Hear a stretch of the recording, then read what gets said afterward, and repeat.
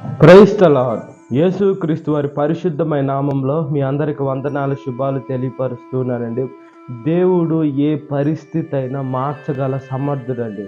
ఈ లోకంలో మనం చూసుకున్నప్పుడు పరిస్థితులు, మనుషులైన మనము సమయాన్ని అవే మార్చలేము, కానీ దేవుడు ఏ పరిస్థితి అయినా మారుస్తాడండి.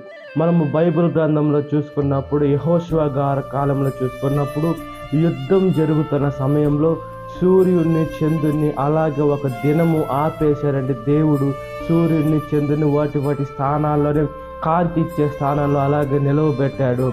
దేవుడు ఎంతైనా నమ్మదగిన దేవుడు అండి.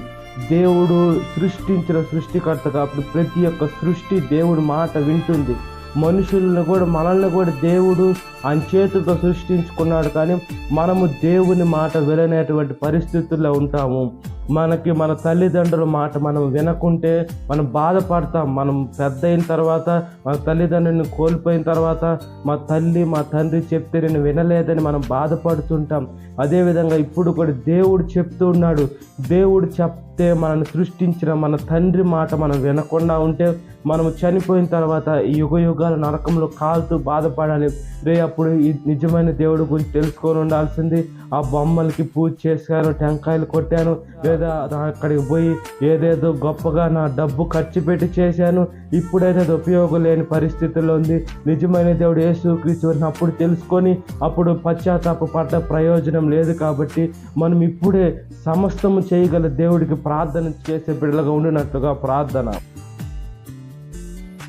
మహాపరిశుద్ధాత్మ దేవ, మా ప్రియ పరలోకపు తండ్రి, మమ్మల్ని ఒకసారి జ్ఞాపకం చేసుకోమని అడుగుచ్చినయ్యా. మీ రాకడ అతి సమీపంలో ఉందయ్యా. మీరు ఏమైనా చేయగల సమర్థుడు, బలాఢ్యుడు, సృష్టించిన సృష్టికర్త. దాన్ని బట్టి మీకు స్తుతులు, స్తోత్రాలు చెల్లిస్తున్నాం. ఈ లోకంలో ఎటువైపు పోయినా కూడా అల్లరితో కూడిన ఆట పాటలే ఉన్నాయ్యా. విగ్రహారాధన చేస్తున్నారయ్యా. ఎక్కడికి పోయినానయ్యా ఏ మాట, ఏ పలుకు లేని రాళ్ళని పూజిస్తున్నటువంటి మనుషులు కూడా లేకపోలేదు. వాళ్ళ ఆత్మ నేత్రాలు గుడ్డితనంలో ఉన్నాయి. ఈ లోకంలో ఉన్నటువంటి సాతాను వాళ్ళకి గుడ్డితనం కలుగ చేస్తుంది. వాళ్ళకి ఆత్మనేత్రాలు తెరుచుకొని మీ బిడలుగా, మీ సొత్తుగా, మీ ఆయుధంగా మారే గొప్ప కృపను దయచేయమని, సాతాను శోధనలో ప్రతి ఒక్క బిడ్డని విడుదల దయచేయమని, ఈ వాక్యం వింటున్న ప్రతి ఒక్క బిడ్డని పేరు వస్తున్న జ్ఞాపకం చేసుకోమని, ఈ దినకాలపు దేవునితో నింపమని, నజరేయుడైన యేసుక్రీస్తు వారి పరిశుద్ధమైన నామంలో మిక్కిలి వినయంతో అడుగుచున్నాను మా పరలోకపు తండ్రి. Amen. Praise the Lord. God bless you. Have a great day.